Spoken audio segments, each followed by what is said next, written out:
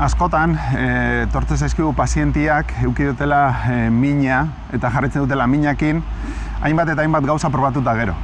Lehendabiziko gauza egin behar duguna, porque askotan esate dugu, fisioterapiak zer egin dezake. Eta lehendabiziko gauza da, agian fisioterapiak ezin du ezer ez egin, edo agian bai.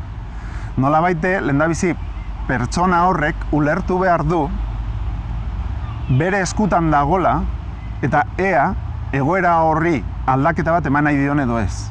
Zergatik esaten dut hau. Gure gizarteen oaintxe bertan gaude ohituta berehala gauzak aldatzera. Hipertentsioa baldin badakagu hartzen dugu pilula bat eta horrek kentzen digu.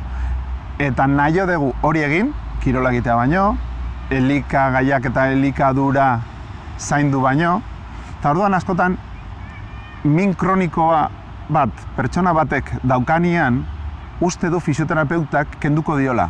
Esku magikoak eukiko balitu bezala. Esku onak izango ditu, baina agian ez magikoak.